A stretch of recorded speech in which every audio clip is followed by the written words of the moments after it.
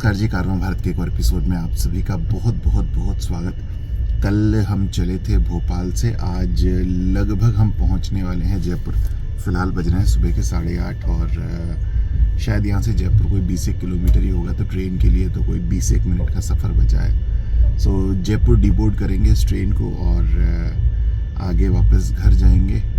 घर पहुँचने के बाद आज के कुछ काम हैं वो निपटाएंगे और फिर संभवतः कल बढ़ेंगे अपने कैंपर वैन के साथ अजमेर की तरफ। तो बताते हैं फिर यहाँ से आगे पहुँचते हैं घर और बताते हैं कि आज पूरे दिन भर में हमें क्या काम निपटाने और कल हम अजमेर निकल पाते हैं या नहीं।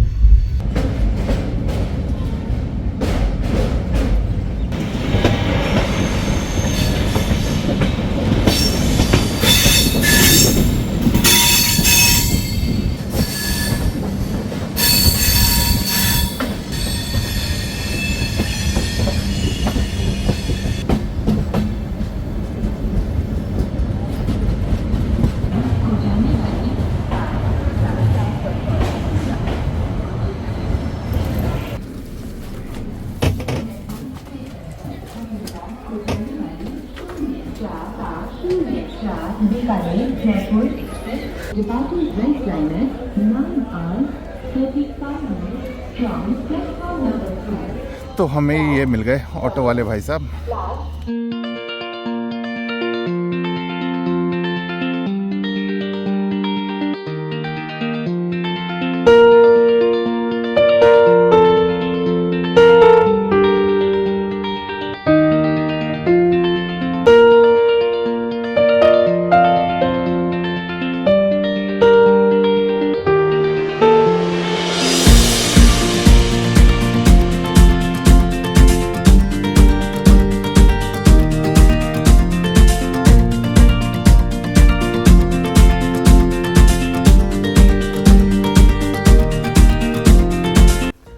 तो जी ये हम पहुंच गए घर। ये रही हमारी कैंपर वैन, ठीक ठाक खड़ी है और खुले पैसे हमारे पास है नहीं, तो सात्विक जी लेकर आ रहे हैं। ये बाल है ही क्या कर रहे हो? कहाँ जाके कटवा ली तुमने? मैंने कह दी कटवा लो। तुमने कब बोला?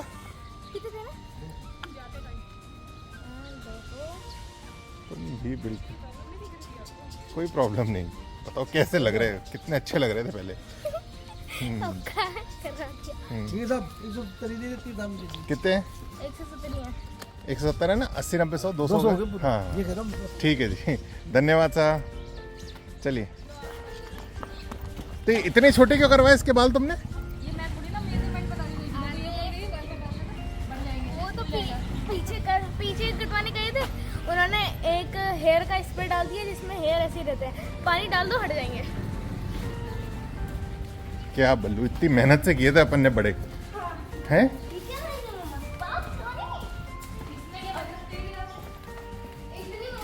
अच्छा, इतने महीनों में जाके बढ़े थे, 5 महीने। क्या हो गया? हर किसी से भिड़ जाती हो तुम, लिफ्ट से भी भिड़ गई। लगी ना लगी। मैं आपकी तरफ देख रही हूँ, वो बंद होने लगी। एक दिन मैं बोरी लेके आया मिट्टी की, ओवरवेट हो गई। ओवरवेट कहाँ से हो गई?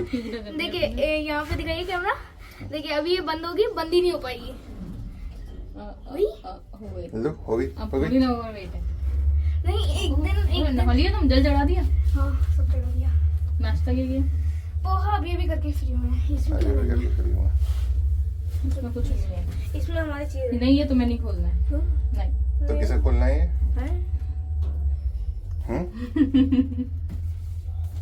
अच्छा, फालतू उसको मारे जा रही हो तो आपको क्या? अच्छा, आपको क्या? अच्छा, सुबह से पढ़ाई शुरू होती है, शाम को खत्म होती है। शाम को ही खत्म होती है। हाँ, शाम को ही। तो जैसे सुबह से ट्रैवल शुरू होता है, शाम को खत्म होता है, तो अब मैराथन पढ़ाई पे हो तुम।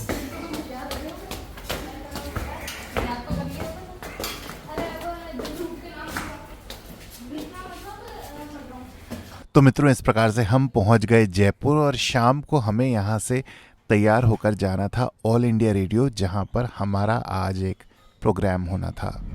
तो जी शाम के बज गए हैं लगभग 5:30। फिलहाल हम जा रहे हैं ऑल इंडिया रेडियो। आज हमारा एक प्रोग्राम है वहाँ पर, जिसमें हम आप सबके साथ, मतलब जो भी इस प्रोग्राम को सुनेंगे उनके साथ साझा करने वाले कि किस प्रकार से हम वैन लाइफ परस्यू करते हैं।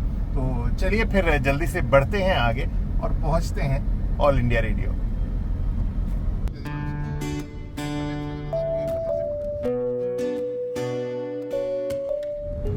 और मित्रों, अच्छी बात ये है कि जिस रेडियो स्टेशन पे, मतलब ऑल इंडिया रेडियो के जिस रेडियो स्टेशन के लिए आज हम प्रोग्राम कर रहे हैं, एक लंबे समय तक मैंने as a assistant station manager वहाँ पे काम किया है। सो ये प्रोफेशनल वो मैंने कभी आपसे शेयर किया भी नहीं, और बहुत ज़्यादा शायद आप उसके बारे में जानते भी नहीं। तो पुरानी यादें ताज़ा हो जाती हैं, तो बहुत अच्छा लग रहा है। मुझे पर्सनली बहुत अच्छा लग रहा है वापस से रेडियो की हॉट सीट पे बैठना और वापस से प्रोग्राम करना। सो एक वो, मतलब जो झिझक होती है ना, वो तो खैर नहीं है, बट अच्छा एक्साइटमेंट है। पुरानी यादें आज वापस ताज़ा होने वाली है।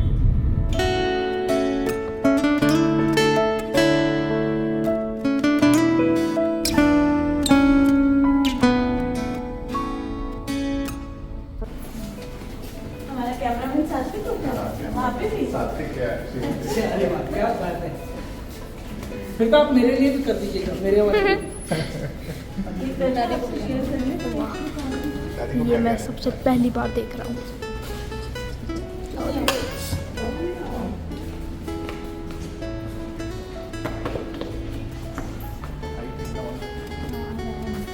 देखिए, जब ये रेड लाइट जल रही है ना, तब हमें अंदर नहीं जाना होगा। तब मतलब अंदर कोई ना कोई प्रसारण चल रहा है, ठीक है। इसका मतलब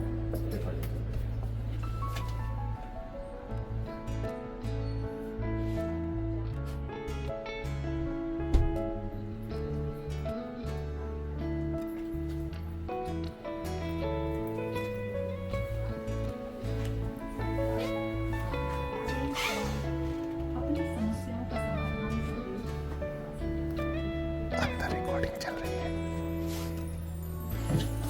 ये विवेक जी हैं, पहले हमारे ज्ञानवाणी में ही अपने थे पहले।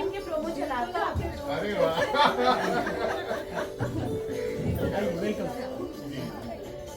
बहुत अच्छा लगा। हमारी पुरानी यादें ताज़ा हो गई। आपकी आवाज़ से हमेशा सुनती हैं।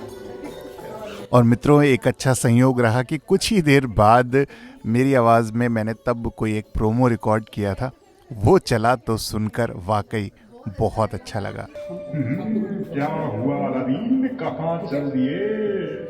किसी अच्छे करियर काउंसलर से मिलने। वो भला क्यों मेरे दोस्त? तुम तो जानते ही हो जिमी, आजकल बिना पढ़ाई लिखाई के कहाँ काम चलता है, तो मैं भी सोच रहा हूँ कि जरा पढ़ लिख लूँ। फिकर नॉट मेरे दोस्त, बस इतनी सी बात, जीनी हाजिर है तुम्हारी समस्या का हल लेकर। मुझे मालूम था जिमी तुम मेरी मदद जरूर करोगे। हमारे साथ में विवेक जी की माता जी बैठी हैं। माता जी, आपको प्रणाम। सो सबसे अच्छा संयोग तो मैं वैन लाइफ का ये मानता हूँ कि हम सब लोग आपस में एक समन्वय बिठा के एक कमरे के अंदर अपनी इस पूरी यात्रा को, जो भी हम परस्यू कर रहे हैं, उसको संपन्न करते हैं। शीर्ष तो बहुत सारे सौंदर्य हैं, क्योंकि अलग अलग स्थानों पे जाने का अवसर मिलता है। हमारा देश कहते भी हैं कि बहुत ही वर्सेटाइल संस्कृति है हमारे यहाँ की, तो जब जाते हैं तो निश्चित तौर पे उससे हम भी अछूते नहीं रह पाते। बहुत सारी भिन्न भिन्न प्रकार की हर प्रदेश की, और हर प्रदेश के अंदर भी जो छोटे छोटे गांव होते हैं, हर गांव में, हर 5वें गांव पे थोड़ा थोड़ा भाषा का फर्क मिलता है, संस्कृति का फर्क मिलता है, सभ्यता का फर्क मिलता है, लोगों के पहनावे का फर्क मिलता है। उस सब को जानने, देखने और समझने का अवसर मुझे लगता है वैन लाइफ हमें दे रही है। कुछ छोटे मोटे जीवन में परिवर्तन, बदलाव करके हम फिलहाल ये वैन लाइफ अपने जीवन में परस्यू कर पा रहे हैं। चलिए, वैन लाइफ आपने जब शुरू की थी, क्या ये एक चेंज के लिए थी, जीवन में परिवर्तन के लिए थी, अपने आप में कुछ परिवर्तन के लिए थी, या अपने आप में एक उत्कंठा थी कि मुझे कुछ खोजना है, मुझे कुछ जानना है? क्या था ये? संपूर्ण विश्व में एक त्रासदी आई जिसका नाम कोविड था, और उसने हर एक किसी के जीवन को अलग अलग प्रकार से प्रभावित किया। हम भी उससे अछूते नहीं रह पाए। उसके जो स्वास्थ्य के जो दुष्प्रभाव पड़े संपूर्ण विश्व में वो तो एक अलग अलग विषय था, पर न लोगों को थोड़ा सा थमने और सोचने का अवसर भी कहीं ना कहीं कोविड के दौरान मिला। जब मेरा आकाशवाणी का सफ़र लगभग समाप्त हुआ प्रोफेशनल कंटेक्स्ट में, तो आई केम इनटू फिल्म मेकिंग। हमने अपना एक प्रोडक्शन हाउस खोला जिसके अंतर्गत हम कॉर्पोरेट हाउसेस के लिए फिल्म बनाते थे। तो एक वैन हमने ऑलरेडी तैयार करी हुई थी जो हमारे फिल्म मेकिंग में काम में आती थी। जब कोविड आया तो सब कुछ शून्य हो गया, तो बिजनेस ऐसा कुछ था नहीं। Van was also lying idle और उसका भी कोई बहुत ज़्यादा उपयोग हो नहीं रहा था। तो फर्स्ट वेव जब खुली तो हमने सोचा क्यों ना इस वैन को अपन ट्रैवल के लिए इस्तेमाल करें। होटल्स खुले नहीं है, बाहर भोजन अपन कहीं कर नहीं सकते, तो सब कुछ इसके अंदर नियोजित करके ही किया जाए। तब हमारे दिमाग में वैन लाइफ जैसा कोई कंसेप्ट था नहीं, सिर्फ एक ये था, हाँ 10 दिन चलते हैं, 10 दिन शायद हम इसके अंदर बिता लेंगे, ऐसा हमने सोचा था। तो हम सब लोग सपरिवार, हमारे कुछ और इष्ट मित्र थे, सब मिलके उस वैन में निकले। सबसे पहला सफ़र हमने जो किया वो बद्रीनाथ की दिशा में था। तो लगभग 10 दिन का वो हमारा पूरा ट्रैवल था और हमें ना जीवन में बहुत आनंद आया। वो एक अलग परिदृश्य। कभी कभी ऐसा होता है ना कि हम बहुत समय से सेब खा रहे होते हैं और एक ऐसा फल हमारे हाथ में पड़ जाता है तो सेब से बहुत अधिक मीठा होता है। तो मुझे लगता है मैं तो आज तक सेब को ही सबसे मीठा और सबसे स्वादिष्ट फल समझता था। तो वो जब हमने ग्रहण किया और वो 10 दिन हमने बिताए, तो शायद जीवन के अविस्मरणीय पल हमने उन 10 दिनों में स्पेंड किए। और जीवन में ना किसी भी चीज़ का पहला अनुभव जो होता है ना, उसका बहुत महत्व होता है। तो हमारे लिए ओवरलैंडिंग का या वैन लाइफ का पहला अनुभव था। तो हर पल हर क्षण हमें नया आनंद उसमें मिल रहा था और वहाँ से हमारे सोचने का नज़रिया थोड़ा सा बदल गया। हमें लगा कि जब हम घर वापस लौटे तो फिर वापस वही 99 के फेर में हम फंस जाते हैं। वापस ज़्यादा कमाओ, ज़्यादा परिश्रम कैसे करें, ज़्यादा पैसा कैसे कमाएं जीवन में। पर हम वो भी कर रहे थे और साथ में हमारे जीवन में ये जो ओवरलैंडिंग का आकर्षण था ना, वो उससे हम संक्रमित हो चुके थे, ऐसा मान लें। इसको मैं कई बार कंपेयर करता हूँ कि हम स्कूल या कॉलेज में पढ़ रहे होते हैं और किसी लड़की से प्रेम हमें हो जाता है, तो पढ़ाई महत्व तो रखती है, पर उसका प्रेम जो है ना वो हमें क्षण क्षण पल पल अपनी ओर आकर्षित करता रहता है और स्मरण कराता रहता है। बिल्कुल। तो मुझे लगता है वैसा सा ही कुछ प्रेम हमें ओवरलैंडिंग से हो गया।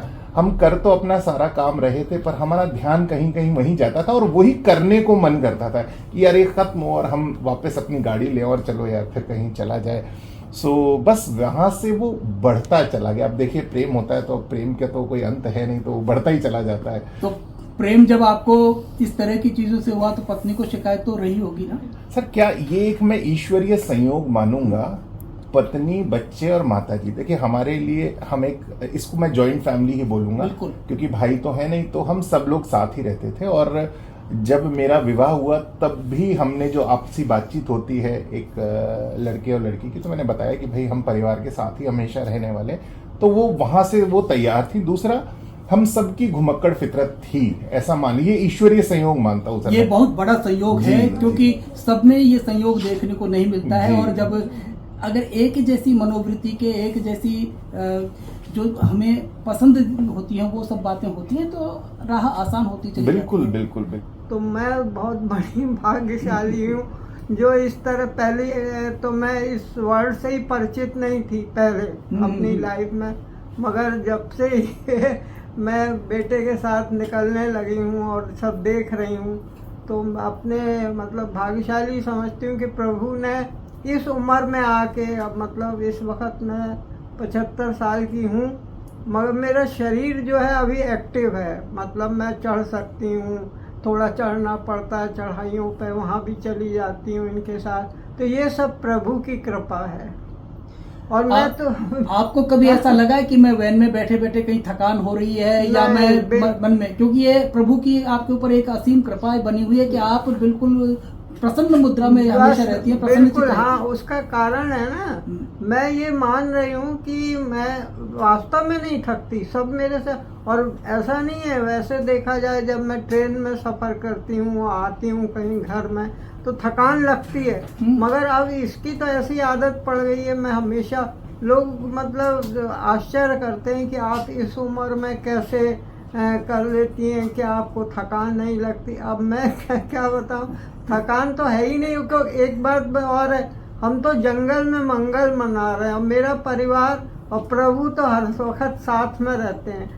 तो मैं तो ये मेरे मन में हमेशा ये रहता है कि गाड़ी जो है ना ये नहीं चला रहा, गाड़ी चलाने वाले वो प्रभु हैं। वो हम सबको ये इसके रूप में वो चला रहे हैं गाड़ी और मेरे को भी ले चल रहे हैं। तो बस मैं तो बहुत बड़ी भाग्यशाली हूँ, प्रभु के आभारी हूँ जो इस उम्र में मुझे इतनी शक्ति दे रहे हैं।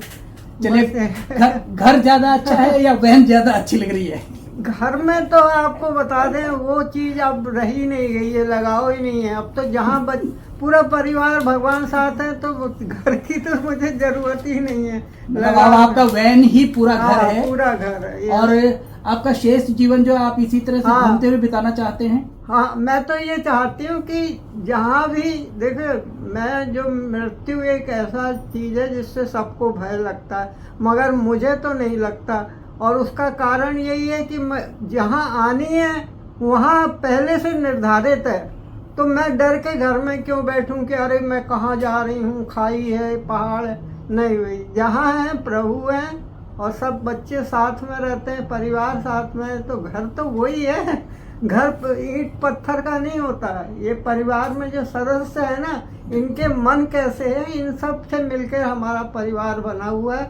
इसलिए मैं तो बहुत भाग्यशाली हूँ, प्रभु की आभारी हूँ जो इस तरह की यात्रा कर रही हूँ। तीर्थ यात्रा ही है मेरे लिए। माता जी, एक बात और बताइए, चलते आपसे पूछेंगे कि बेटा ज्यादा प्यारा है या बहू? देखिए, एक चीज आपको मैं बता दूं, ये दो मेरे हाथ हैं। अब हम किसको कहें कि ये प्यारा है कि ये प्यारा है, दोनों मेरे लिए प्यारे हैं और इसीलिए चल रही हूँ मैं साथ में। नहीं तो अदरवाइज आप सोचिए, एक इतनी छोटी सी जगह में हम कैसे रह लेते हैं, वो तो मैं भी समझती हूँ और वो पूजा भी समझती है। तो मेरे को तो ये जरूरत ही नहीं होती कि बेटा करे, वो तो जो भी, और इस सब के लिए सारा श्रेय प्रभु को है जो इस रूप में वो मेरे घर में आई है। तो मैं किसको, दोनों ही हाथ मेरे, दोनों आपके हाथ हैं और दोनों हाथ मजबूत हैं, तभी आप बिल्कुल चल पा रहे हैं। ये बहुत अच्छी बात है, ये सब प्रभु की कृपा है।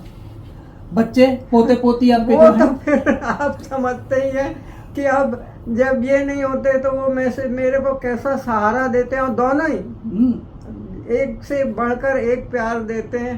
तो बस इसीलिए मैं कहती हूँ मुझे कुछ ज़रूरत नहीं है भैया, भगवान ने सब दे दिया मुझे। अब तो बस यही है कि प्रभु की कृपा जो है ऐसे ही बनी रहे, जब तक सांस है तब तक आस है। बस शादी के बाद समय आपने कभी कल्पना की थी कि मैं इस तरह से एक घुमक्कड़ पति के साथ में पूरी घुमक्कड़ी पे निकलूंगी और मेरा पूरा जीवन इसी को समर्पित हो जाएगा? नहीं, ऐसा तो मैंने नहीं सोचा था, पर हाँ, कहीं ना कहीं वो बोलते हैं ना, गुण जो मिल जाते हैं, तो इस तरह से कहीं ना कहीं गुण हमारे मिले हुए हैं। तो मतलब अधिकतर मुझे भी घूमना थोड़ा सा पसंद था और इनको भी पसंद था। वो जैसे जैसे हम लोग अपना जीवन साथ में स्पेंड करते रहे, तो वो धीरे धीरे करके वो चीजें मिलती रही।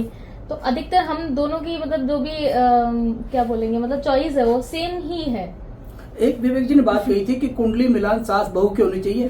गुण आपके माताजी से ज्यादा मिले या विवेक जी से ज्यादा? वैसे तो पूरे परिवार से हमारा अच्छा समन्वय है। मतलब पूरी फैमिली का, चाहे बच्चे ले लें या मेरे ले लें, मतलब मेरा मम्मी के प्रति, इनका मम्मी के प्रति, बच्चों का माँ के प्रति, वो सारी चीजें मतलब एक सिमिलर, एक अच्छा परिवार जो आप बोल सकते हैं, वो सारे गुण सभी में है। चलिए, तभी आप इतने लंबी यात्रा कर पा रहे हैं। और यात्रा ही नहीं, जब आप YouTube चैनल के लिए आप शूट करते हैं, उसमें से बहुत सारी चीजें आप देखते हैं, क्या सोचते हैं कि हमें कौन सी चीज को शूट करना है, कौन सी चीजें हमें चैनल के लिए लेनी चाहिए? आप लोग कुछ प्लान करते होंगे या अचानक एकदम सामने कोई चीज आ रही है, कोई साइट आया या कोई एक ऐसी घटना दिख रही है, तो आपको क्या लगता है?